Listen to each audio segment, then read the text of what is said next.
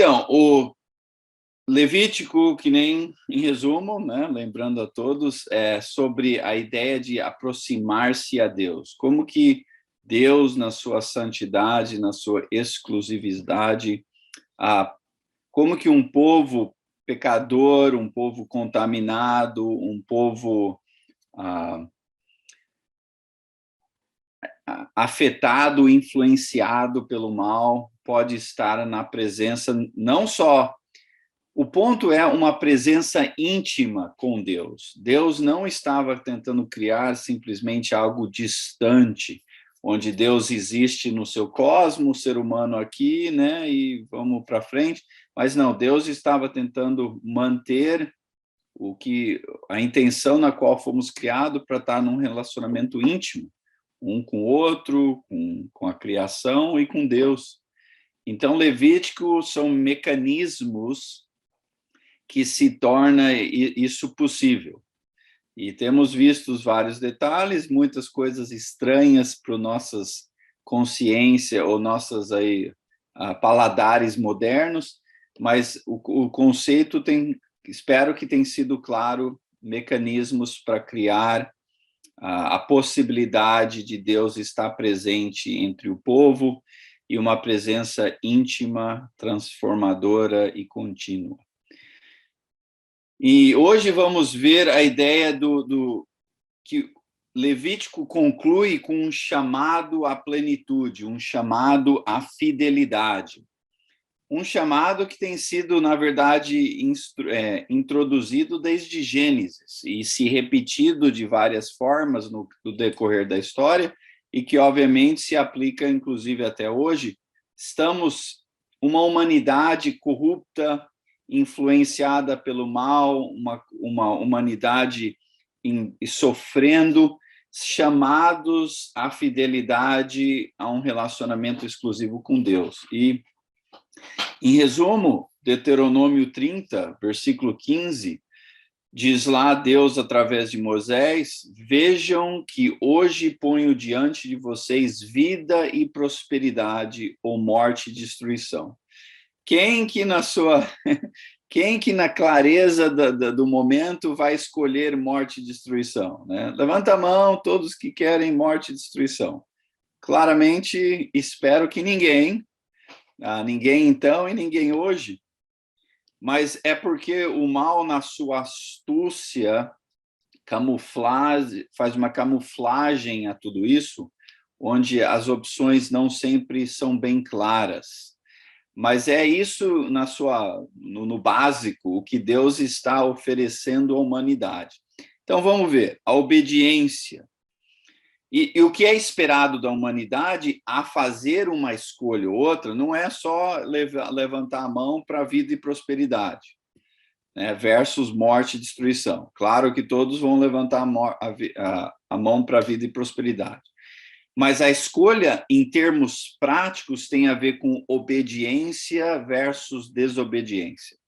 O próximo versículo, versículo 16, fala sobre esse ponto da obediência. Pois hoje lhes ordeno que amem o Senhor, o seu Deus, andem nos seus caminhos, guardem os seus mandamentos, decretos e ordenanças. Então, vocês terão vida e aumentarão em número, e o Senhor, o seu Deus, os abençoará na terra em que vocês estão entrando para dela tomar posse. Então, em termos práticos, obediência é a escolha de vida e prosperidade. Em contraste, versículo 17 e 18, se todavia o seu coração se desviar e vocês não forem obedientes e se deixarem levar, prostrando-se diante de outros deuses para adorá-los, eu hoje lhes declaro, sem dúvida, vocês serão destruídos. Vocês não viverão muito tempo na terra em que vão entrar, do qual vão tomar posse depois de atravessar o Jordão. Infelizmente, sabemos o restante da história. No geral, escolheram mais desobediência do que não, e grande destruição e sofrimento vieram. E ao fazer a escolha correta, que leva a uma vida de paz, abundância e uma existência na terra prometida com a exclusiva presença de Deus, então, tem benefícios disso, tem bênçãos que vêm através disso. Entrando aqui em Levítico, né, no capítulo 26, que já é rumo à nossa conclusão do livro, ele relata o que é, então, aceitar o chamado de Deus através que foram alcançado através dos mecanismos descritos em Levítico. E aí, nesse relacionamento, então, tem essas bênçãos. Por exemplo, bênção de provisão, Levítico 26, 3-4. Se vocês seguirem os meus decretos e obedecerem os meus mandamentos, eu os colocarei em prática, eu lhes mandarei uma chuva na estação certa, e terra dará a sua colheita, e as árvores do campo darão seu fruto. Olha, numa sociedade agrária, isso aqui é um palavreado de provisão, e que numa sociedade agrária, Deus está dizendo, eu vou cuidar de vocês. Hoje em dia, talvez, né, a maioria de nós não estamos aí com uma fazenda e assim por diante, mas o ponto seria o mesmo, Deus estaria cuidando do seu povo. Uma bênção também de paz, capítulo 26, versículo 6, estabelecerei paz na terra, e vocês se deitarão, e ninguém os amedrontará. Farei desaparecer da terra os animais selvagens, e a espada não passará pela sua terra. Exemplos de conflito ilustrados aqui, para dizer que Deus seria um Deus que a sua presença traria paz, paz interior, paz como uma comunidade, e paz com a criação, paz com outros grupos de pessoas. Olha, não sei se você tem notado muito aí a situação do mundo, não estamos em muita paz. Já é desde dentro do nosso país aí até o mundo afora, né? São conflitos, drama, dor, sofrimento, violência e assim por diante. E o versículo aqui estaria deixando claro que a solução a isso é a presença de Deus. Também em versículo 11-13, no mesmo capítulo, temos a bênção da presença de Deus, que traz todas essas bênçãos e muitas outras. E diz aqui, estabelecerei a minha habitação entre vocês e não os rejeitarei. Andarei entre vocês e serei o seu Deus, e vocês serão o meu povo. Eu sou o Senhor, o Deus de vocês, que os tirou da terra do Egito, para que não mais fossem escravos deles. Quebrei as traves do jugo que os prendia e os fiz andar de cabeça erguida. Então, a presença de Deus é a grande bênção e a solução dos nossos problemas. E um povo que se sujeita à presença de Deus, que está disposto a obedecer à presença de Deus, ou a refletir a presença de Deus em obediência, é uma comunidade que vai viver uma vida de bênçãos, o que se aplica ainda hoje. No entanto, já sabemos que então e ainda hoje continuamos escolhendo muitas vezes a escolha errada, que infelizmente leva a desastre e exílio. E o exílio aqui seria da existência da presença de Deus, da existência abençoada que a presença de Deus proporciona, ilustrada no Velho Testamento através do conceito de terra prometida. Então, Deus avisa da punição, já em Levítico 26, ainda nesse mesmo capítulo, versículo 14-16, mas se vocês não me ouvirem e não colocarem em prática todos os meus mandamentos e desprezarem os meus decretos, rejeitarem as minhas ordenanças, deixarem de colocar em prática todos os meus mandamentos e forem infiéis à minha aliança, então assim os tratarei. Eu lhes trarei pavor repentino, doença e febre, que lhes tirarão a visão e lhes definharão a vida. Vocês semearão inutilmente, porque os seus inimigos comerão as suas sementes. Mais uma vez, ilustrado com exemplos que fariam sentido na época, mas o ponto é claro, de que a falta da presença de Deus vai refletir o mundo que não tem a presença de Deus. Um mundo de caos, um mundo de violência, um mundo de sofrimento, e que quando os que estão numa aliança com Deus rejeitam essa aliança, a gente vai viver a existência que merece. Uma frase que eu ocasionalmente ponho na mídia social, especialmente durante momentos de eleição política, no geral eu faço zero comentário, com esta exceção, que no mundo onde temos a habilidade de votar, temos os líderes que merecemos. E aqui é o ponto que Deus está dizendo: se você tem a escolha entre os seus deuses, Deus Yahvé, ou outros deuses, reais ou imaginários, não faz diferença, você vai ter o mundo que você merece, você vai ter a existência que você merece. E aqui Deus está descrevendo em detalhes, ou alguns detalhes, o que isso seria. No entanto, o problema continua.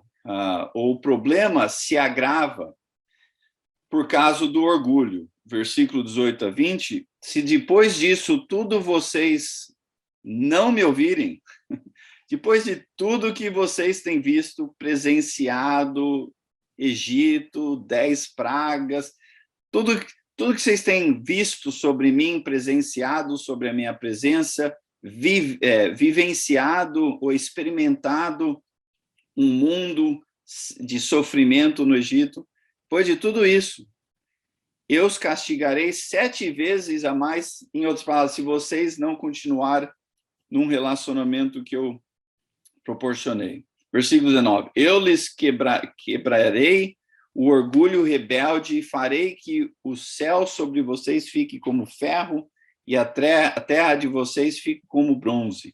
A força de vocês será gasta em vão, porque a terra não lhes dará colheita, nem as árvores da terra lhes darão fruto. Mais uma vez, com um palavreado relevante à época, Deus está dizendo que de tudo que eu fiz por vocês, se vocês me rejeitarem, as consequências serão intensas. E há uma escala de progressão de punição. Deus é um Deus compassivo, um Deus justo. Então, a punição é em escala. Por exemplo, versículo 23 a 25. Se apesar disso, né, das punições, dos alertas que Deus está dando, não aceitarem a minha disciplina, mas continuarem a opor-se a mim, eu mesmo me oporei a vocês e o castigarei 7 vezes mais por causa dos seus pecados. E trarei a espada contra vocês para vingar a aliança.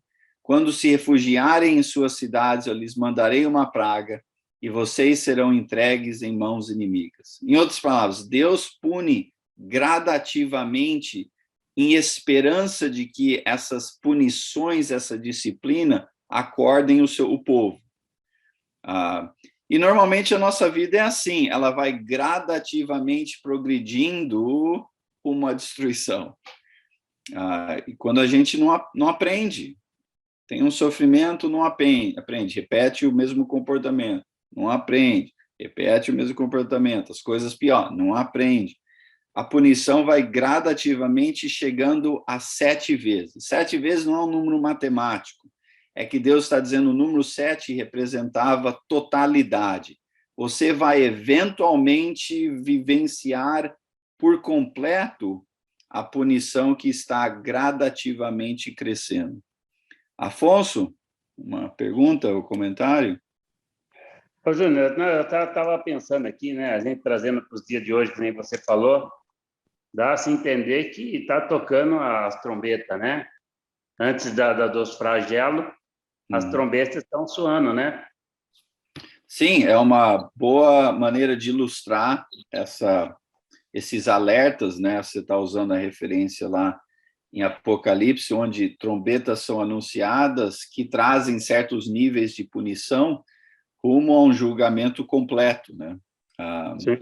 E aqui, eventualmente, aqui é um exemplo, esse é um bom exemplo ilustrativo, sim. Eu acho que Deus gradativamente traz a punição, mas com um propósito de disciplina, melhoria, amadurecimento, arrependimento, não com um propósito só de destruição e não é um sofrimento vingativo, é um sofrimento de disciplina, com a intenção de nos transformar e nos de acordar, né? Antes de que o sofrimento seja completo ou intensamente completo.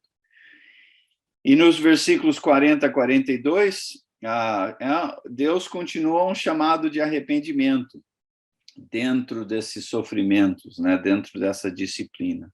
Mas, se confessarem os seus pecados e os pecados dos seus antepassados, sua infidelidade e oposição a mim, que me levaram a opor-me a eles e a enviá-los para a terra dos seus inimigos, se o seu coração obstinado se humilhar e eles aceitarem o castigo do seu pecado, eu me lembrarei da minha aliança com Jacó, da minha aliança com Isaque e da minha aliança com Abrão, e também lembrarei da terra. Então, bem interessante que Deus continua aqui, né, proporcionando maneiras de arrependimento, inclusive grande parte de Levítico tem a ver com isso, né? Com expiação, com arrependimento, com sacrifícios intercessórios. Então, Deus aqui está lembrando eles de que ele é um Deus que permite e que aceita e que até proporciona maneiras e ocasiões para arrependimento. Uma pergunta ou comentário aí desse ponto 1, antes da gente entrar no próximo?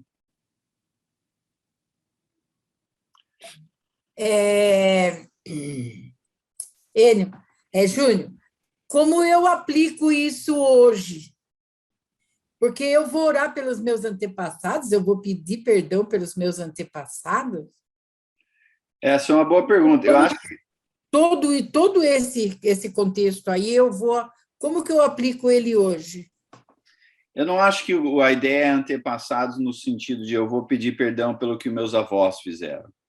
Mas como um grupo de pessoas, como uma nação que tem um histórico onde muita desobediência e pecado existiu, a geração atual que está olhando para o passado, analisando os pecados que foram feitos, as más decisões que foram feitas, com a intenção de não repetir isto, deve ter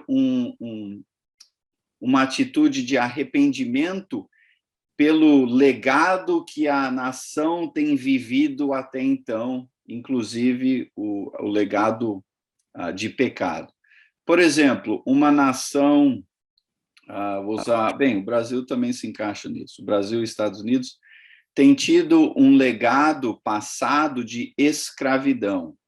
Eu acho que o que Deus estaria dizendo, caso fôssemos nós uma nação cristã, o que não é o caso, mas se nós fôssemos Israel, tanto os Estados Unidos ou Brasil, com esse legado de escravidão, estamos hoje aqui tentando ser uma nação que realmente reflete a presença de Deus, não devemos ignorar que tivemos esse legado. Devemos reconhecer que tivemos esse legado, que não queremos ter esse legado, e então viver hoje uma vida de arrependimento que inclui o fato de que, como uma nação, o nosso histórico não tem sido bom.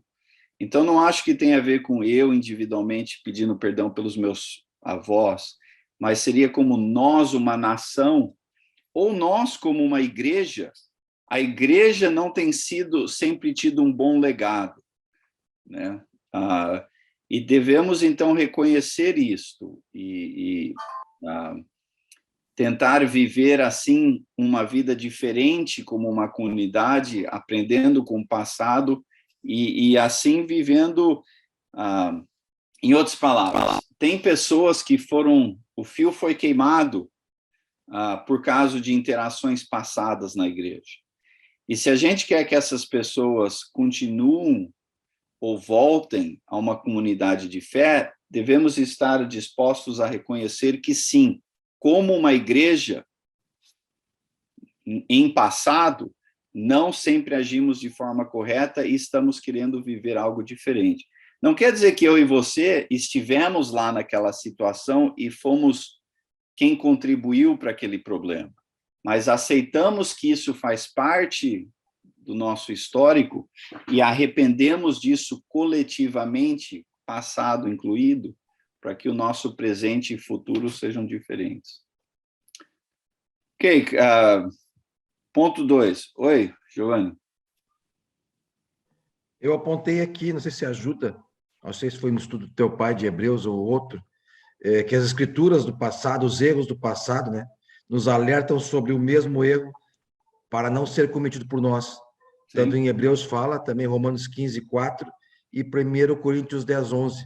Ou seja, todos esses erros do passado, eles devem servir de inspiração para não cometermos os mesmos erros. Jamais esquecer dos erros do passado, dos antepassados, mas que sirvam de alerta para nós, né? Acho que seria isso. Sim, e infelizmente somos a raça humana tem um histórico de não prestar atenção na sua história. Nossa, repetimos demais decisões passadas que levaram a sofrimento, repetimos de novo. Não aprendemos, não aceitamos as lições do passado, não tomamos decisões diferentes. Isso tem sido verdade em política, justiça social e mil e outras situações. A gente fica repetindo os mesmos problemas. E a igreja, muitas vezes, também, infelizmente. Então, sim, bons pontos. Então, no no nosso ponto 2 aqui, Deus, no Velho Testamento, chama a uma fidelidade que, infelizmente, não foi alcançada, ou não foi perpetuamente alcançada. Israel teve seus bons momentos, mas muitos momentos ruins. Mas Deus, então, entrou numa aliança através de Abraão, né, que leva eventualmente a Jacó, Isaac, o povo aqui, Moisés no Monte Sião, mas a lei teve uma parte disso, os atos em Levítico, os sacerdotes, o templo representando a presença de Deus. Então, tudo isso fazia parte desta aliança. Não que esses métodos que Deus usou eram métodos fracassados, mas eram métodos que estavam gradativamente rumo a algo mais completo em Jesus. Então, Deus aqui, já no Velho Testamento, ou ainda no Velho Testamento, vamos ver aqui através do profeta Jeremias, Deus já está alertando de que esses métodos que compõem a aliança aqui não são completos e de que vem num futuro não muito distante uma aliança diferenciada. Eu não gosto do palavreado tanto uma aliança nova, porque isso implica que a velha é velha, mas é uma continuidade de aliança. A aliança em Jesus não repôs o Velho Testamento, mas completou, alcançou o que Deus estava fazendo. Então, esta aliança completa, diferenciada, alcançada em Jesus, já foi notada, mesmo aqui, no que chamamos do Velho Testamento. Na época de Jeremias, estamos aí 500 e poucos anos antes de Jesus, já mais ou menos uns 1000 anos depois de Moisés, Israel numa bagunça total. O reino dividido em dois, o norte destruído pela Assíria. 200 anos depois, Jeremias encontra aqui tentando profetizar e alertar e chamar a arrependimento o sul, que estava para ser destruído, prestes a ser destruído pelos babilônicos. Então, um momento trágico na história de Israel. Então, temos estas palavras aqui no capítulo 30 de Jeremias, versículo 1 a 3. Esta é a palavra que veio a Jeremias da parte do Senhor. Assim diz o Senhor, o Deus de Israel: escreva num livro todas as palavras que eu lhe falei. Certamente vêm os dias, diz o Senhor, em que mudarei a sorte do meu povo, Israel e Judá, e os farei retornar à terra que dei aos seus antepassados, e eles a possuirão, declara o Senhor. Então, boas notícias, notícias de esperança, porque, mais uma vez, neste momento aqui, o norte, que seria Israel, já tinha sido destruído pelos assírios, 200 anos antes. Jeremias estava aqui na época onde os babilônios estavam destruindo Israel, o Judá, o sul. Então, palavras de esperança. E o que será, como que então Deus vai fazer isso ser alcançado num futuro? Bem, capítulo 33 de Jeremias, versículos 6 a 9. Todavia trarei restauração e cura para ela, né, falando de Judá e Israel. Curarei o meu povo e lhe darei muita prosperidade e segurança. Mudarei a sorte de Judá e de Israel e os construirei como antigamente. Eu os purificarei de todo o pecado que cometeram contra mim e perdoarei todos os seus pecados de rebelião contra mim. Que bom, que bom. Versículo 9. Então, Jerusalém será para mim uma fonte de alegria, de louvor e de glória, diante de todas as nações da terra que ouvirem acerca de todos os benefícios que faço por ela. Elas temerão e tremerão diante da paz e da prosperidade que eu lhes concedo. Então, boas notícias, né? Deus, mais uma vez, num momento de grande tragédia como uma nação, Deus, através de Jeremias, está dando palavras esperançosas para um futuro de arrependimento, de bênçãos, de prosperidade, de cura. Mas ainda resta a pergunta: como? Como? Versículo 31 a 32, ainda no capítulo 33. Então, chegando os dias, declara o Senhor, quando farei uma nova aliança com a comunidade de Israel e com a comunidade de Judá. Não será como a aliança que fiz com os seus antepassados, quando os tomei pela mão para tirá-los do Egito, porque quebraram a minha aliança, apesar de eu ser o Senhor Deus, diz o Senhor. Então, vai haver algo diferenciado do que Deus fez através de Moisés, através da lei, através dos sacerdotes, através dos mecanismos de sacrifício em Levítico, porque aquele sistema todo não foi o suficiente para criar no povo um comportamento de obediência. Ficaram quebrando a aliança de Deus ao ignorar os decretos de Deus, a seguir outros deuses, a quebrar a lei, assim por diante. Então, o que Deus poderia fazer que seria diferente, ainda com a mesma intenção de proporcionar uma comunidade transformada pela sua presença, que outros mecanismos Deus poderia usar? Capítulo 31, versículo 33 e 34. Esta aliança que farei com a comunidade de Israel, depois daqueles dias, declara o Senhor, porei a minha lei no íntimo deles e a escreverei nos seus corações.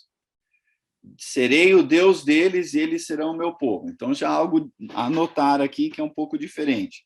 Não é que não vai haver uma lei, ou em outras palavras, um certo direção, um certo mecanismo direcionando o comportamento. Do que ser uma legislação escrita no papel, vamos dizer assim, Deus vai pegar aqueles mesmos conceitos, aquela mesma propósito transformativo e vai colocar nos nossos corações. Vai ser algo que vai nos transformar de dentro para fora, ao invés de fora para dentro. Que mais detalhes? Versículo 34. Ninguém mais ensinará ao seu próximo nem ao seu irmão, dizendo, conheça ao Senhor, porque todos eles me conhecerão, desde o menor até o maior, diz o Senhor. Então, vai haver um outro ponto diferenciado. Não creio que está dizendo aqui que não vamos ter nenhuma influência um ao outro. O ponto é que não será necessário introduzir o povo a Deus, porque Deus já vai estar no povo. E onde, através de representações e representantes como Moisés, a lei, o tabernáculo, os sacerdotes, tiveram que instruir o povo a viver uma vida que representa a presença de Deus. Aqui vai ser uma aliança onde o Deus já vai estar dentro do povo, transformando assim, então, uma comunidade. E aqui Deus conclui, no última sentença aqui desse versículo, porque eu lhes perdoarei a maldade e não me lembrarei mais dos seus pecados. Então, um outro lado diferenciado disso é que Deus vai tratar as pessoas já com a necessidade de perdão, ao invés de ter que criar maneiras pela qual as pessoas podem pedir perdão a Deus, como os sacrifícios em Levítico e assim por diante. E isso tudo vai fazer mais sentido já quando a gente ilustrar isso em Jesus. Esdras? Isso aí, não sei, habitarei nele, não sei, a palavra, seria o Espírito Santo, no tempo de Jesus para nós agora? Sim, você já está anotando aonde estamos indo. Em Jesus, Deus já está conosco, onde está conosco de dentro para fora.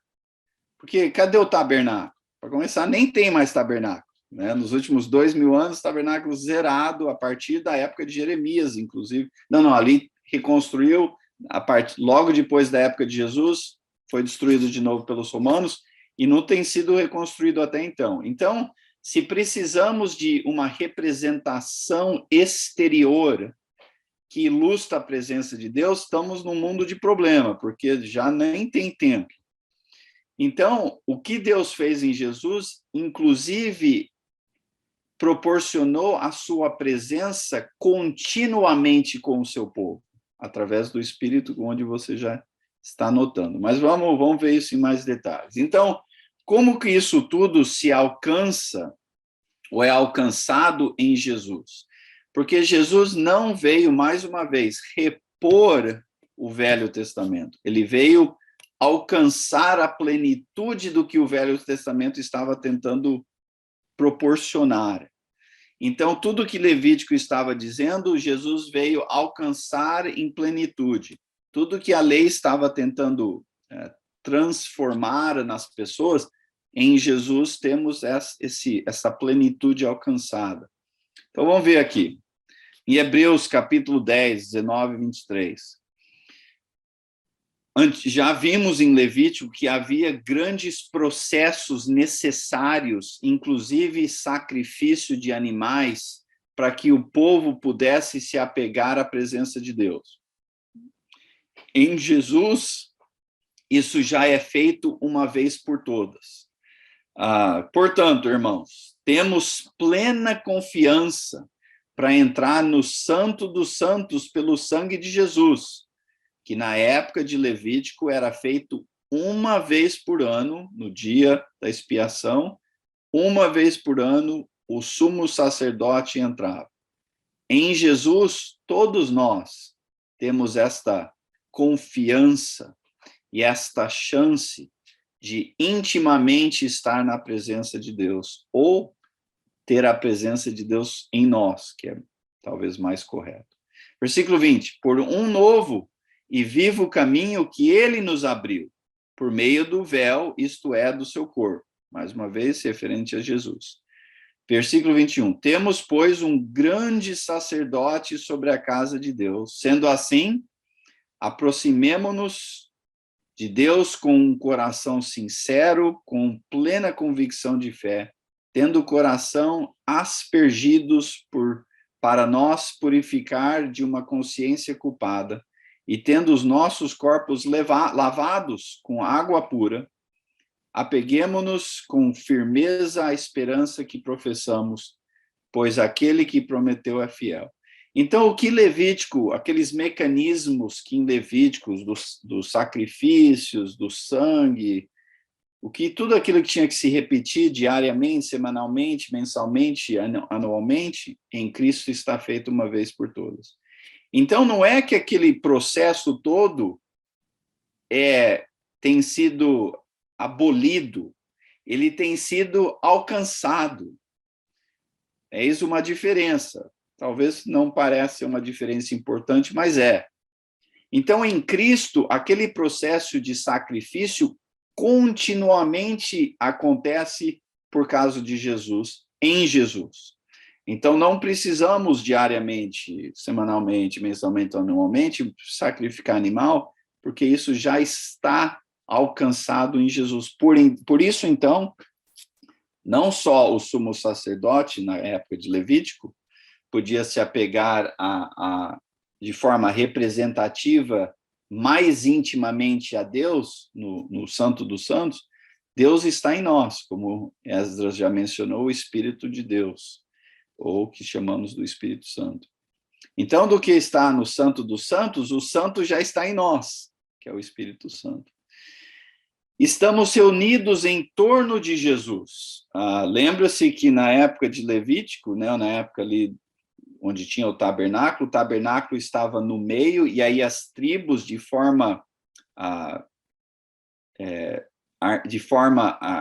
através de uma harmonia, estavam igualmente localizados ao redor do tabernáculo. E então a igreja é ainda os agregados ao redor de Deus, mas em Jesus, onde Israel fazia aquele acampamento representando Deus ao redor de Deus e Deus no meio. Então, em Cristo ainda continuamos. Hebreus 10. E consideramos, versículo 24 e 25, e consideremos uns aos outros para nos incentivarmos ao amor e às boas obras, não deixemos de reunir como igreja, segundo o costume de alguns, mas procuremos encorajar-nos uns aos outros, ainda mais que vocês veem que o dia se aproxima. Então, ir à igreja, né, entre aspas, não se refere simplesmente a ir a um prédio, mas é o agregar-se, o assemblar, o se reunir como um povo que clama ter a presença exclusiva de Deus. Então, nas oportunidades que temos para fazer isso, que inclui domingo ir no prédio à igreja, devemos fazer prioridade disto, porque é algo ilustrativo, importante e com grande impacto no dia a dia para vivermos uma vida que reflete a presença de Deus como uma comunidade, não só individualmente. Então, devemos fazer grande esforço e priorizar estas oportunidades de reunião por causa dos motivos já mencionados. E deixa eu te dar mais alguns motivos. É uma comunidade de amor, Hebreus 13, 1-3, seja constante o amor fraternal. Então, só aí já exige relacionamentos. Amor fraternal sem relacionamento já não é um amor fraternal. Então, ele exige uma comunhão relacional em comunidade. Não se esqueçam da hospitalidade. Mais uma vez, envolve pessoas. Foi praticando aqui, sem o saber, alguns acolheram anjos. A melhor tradução aí é acolheram representantes de Deus. Os anjos eram mensageiros de Deus. Lembre-se do que estão na prisão, como se aprisionados com ele, dos que estão sendo maltratados, como se mesmo estivessem sendo maltratados. Aí aqui ele dá 2 exemplos de categoria de pessoas. Os que estão em prisão, assumo que os que estão em prisão por causa do evangelho. Não que os que estão em prisão por outros motivos não possam ser incluídos aqui. E assim também os que estão sendo genericamente maltratados, mais uma vez, assumo, em específico, mas não exclusivamente, por causa do evangelho.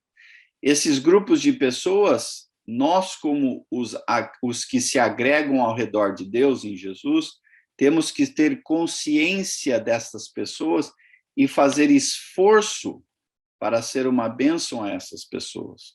E aqui a palavra hospitalidade inclui o tratar bem e o acolher e o cuidar de pessoas que estão numa situação difícil. É por isso que existe, através de grupos religiosos, há muitos trabalhos feitos com pessoas em prisão e assim por diante. São motivados por caridade devido à presença de Deus. Devemos ser uma comunidade compromissada. Compromissada de várias formas. Uma maneira ilustrada aqui é capítulo 13, versículo 4. O casamento deve ser honrado por todos, o leito conjugal conservado puro, pois Deus julgará os imorais e os adúlteros. Presta bem atenção, o ponto aqui não é para sairmos condenando os que vivem no mundo, que vivem de várias formas aí, né, que não inclui o honrar do casamento. O que ele está dizendo aqui é que, como uma comunidade de fé que clama ter a presença de Deus em nós, devemos refletir essa presença de Deus nos nossos relacionamentos, inclusive nos nossos relacionamentos conjugais. Porque, caso não, Deus nos julgará com grande intensidade. Deus já vai julgar o mundo lá fora, isso aí deixa por conta. Mas aqui a ênfase é nos que clamam ter a presença de Deus em Jesus. Uma outra maneira importante é mostrar confiança em Deus. Capítulo 13, versículo 5. Conservem-se livres do amor ao dinheiro e contentem-se com o que vocês têm, porque Deus mesmo disse, nunca o deixarei, nunca o abandonarei. O ponto aqui não é que não pode ter dinheiro, o ponto aqui é que não devemos depender no dinheiro como a salvação, como o que vai nos prover nesta vida. Dinheiro é uma ferramenta que podemos usar, é uma das maneiras na qual Deus pode nos cuidar de nós, mas devemos ter primeiramente confiança de que Deus vai prover. E assim usarmos o que Deus provê de forma que reflete esse reconhecimento. Quem corre atrás do dinheiro com a esperança de repor Deus com o dinheiro, Isso não se cabe a um grupo de pessoas que clamam ter a presença de Deus. Hoje em dia a gente chama isso de igreja. Infelizmente, no nosso querido Brasil aí, tem muito grupo religioso e muitos pastores que, nossa, inclusive já notados, que foram pegos roubando dinheiro e umas coisas absurdas, né? Lembra lá, para não mencionar ninguém por nome, mas lembra, teve um caso aí, alguns anos atrás, onde pegaram um pastor fugindo do país com dinheiro na cueca. Quer dizer, então, assim, umas coisas... Não devemos viver assim, tá? Não é que não podemos ter dinheiro, mas temos que priorizar o prover de Deus, confiar no prover de Deus. Capítulo 13 de Hebreus tem vários outros exemplos, eu só estou mencionando alguns aqui por falta de tempo. Precisamos ser uma comunidade generosa. Se temos a presença de Deus em nós, no Espírito, em Jesus, versículo 15 e 16. Por meio de Jesus, portanto, ofereçamos continuamente a Deus um sacrifício de louvor, que é fruto de lábios que confessam o seu nome. Tá, como? Não se esqueçam de fazer o bem e de repartir com os outros o que você tem, pois de tais sacrifícios Deus se agrada. Então, um grupo de pessoas que clamam ter a presença de Deus é um grupo de pessoas que são generosas com as suas ofertas, com os seus bens.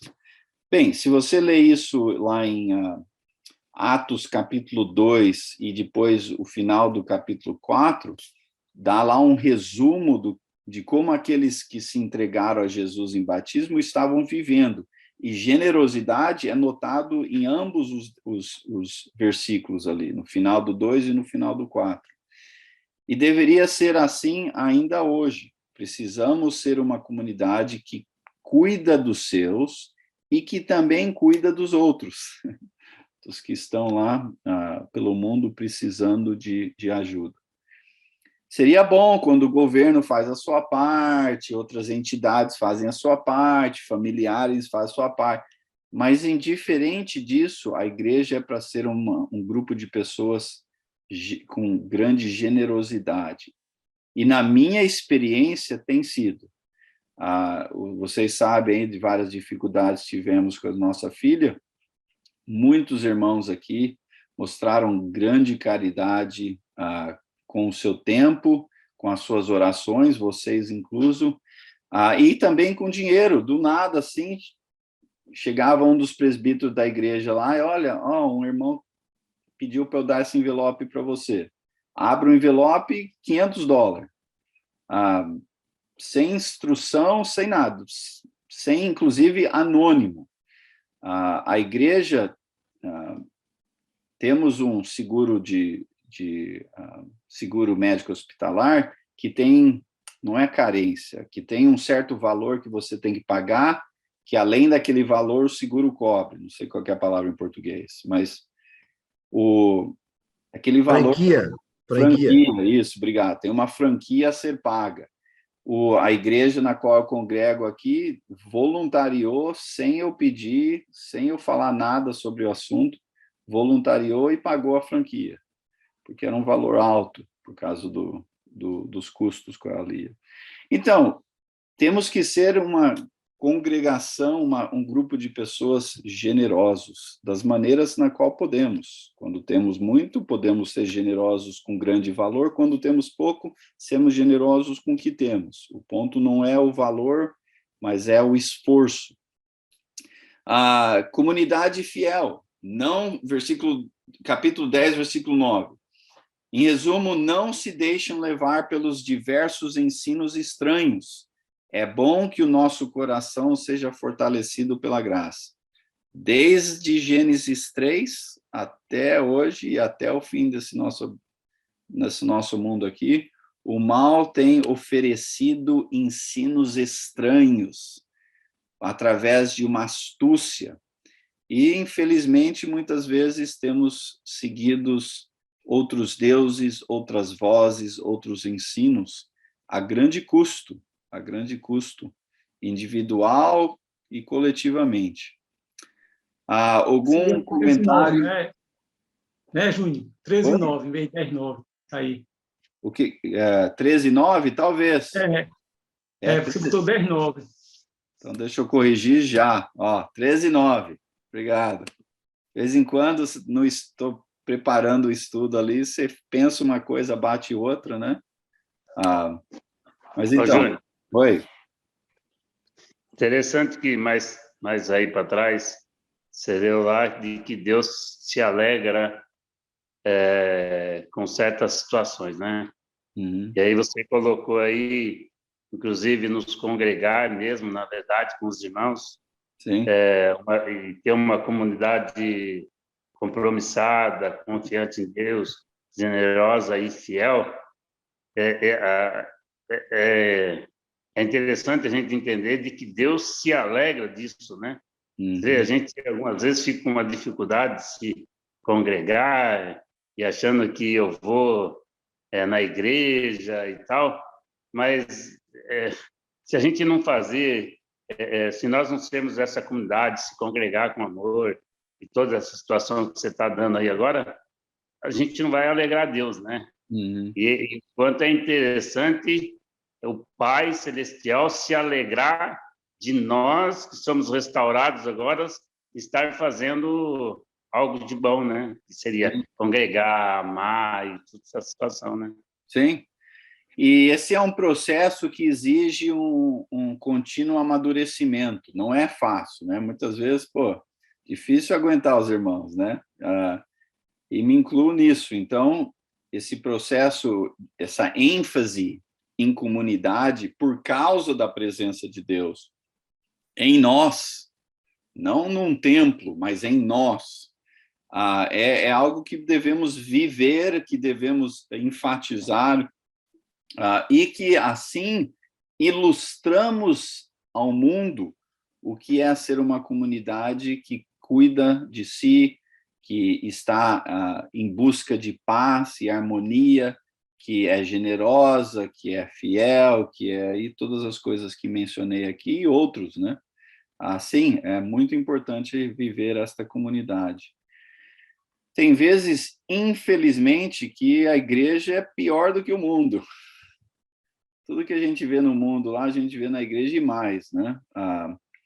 Devemos buscar uma realidade diferente, enfatizar uma realidade diferente. E não porque não temos problemas, mas é que a presença de Deus vai transformando esses problemas, e a maneira em qual lidamos com os problemas também tem que ser diferente, né? Algum outro pergunta ou comentário antes de eu ler esses últimos versículos aqui? Ô, Júnior. Oi. É interessante notar que algumas promessas, como Jeremias, né, de que Deus libertaria o povo, traria de volta, etc., etc., e, inclusive, ali, na época que ele estava profetizando, a época de Cristo, né, a lei no coração e na mente, não é de dia para a noite, né? Basta dizer que a libertação do povo lá do cativeiro babilônico levou 70 anos, né? Uhum.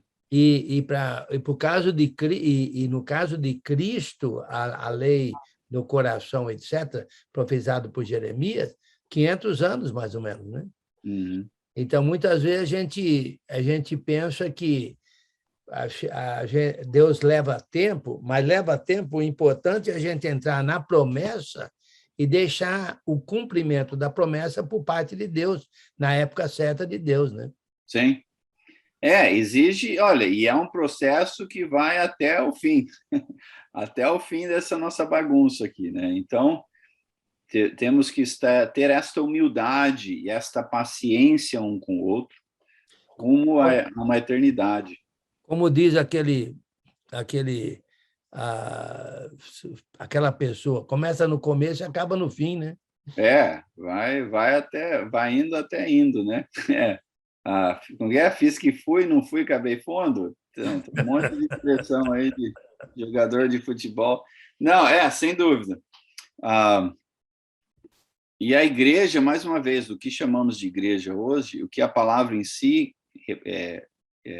significa agregados, é para representar essa comunidade em Cristo, né? Essa nova humanidade, humanidade restaurada ou sendo restaurada, por causa da presença diferenciada de Deus em nós. Mais uma vez, não como um templo lá distante, em outra cidade, outro país, mas em nós, o Espírito Santo.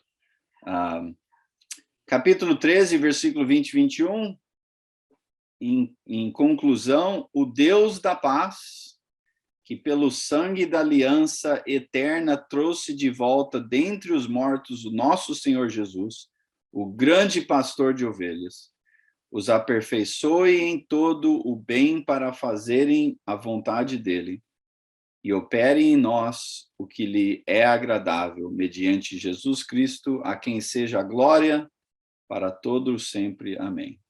E é uma ótima maneira de concluir o nosso estudo com essas palavras aqui, inclusive até de forma, oferecendo elas a Deus como uma oração. E é o plano de Deus, esta presença transformadora. Na época, com o templo, o tabernáculo, as leis, os sacerdotes, os sacrifícios, e agora em Jesus e o Espírito de Deus em nós. Então, muito bem. Algum comentário final aí? Caso, então, ficamos para a próxima semana para concluir através de perguntas e ficaremos nosso horário todo ali lidando com perguntas e respostas. Então, encorajo a todos aí pensando quais perguntas você possa ter. Caso contrário, concluímos aqui com essas palavras de Hebreus 13.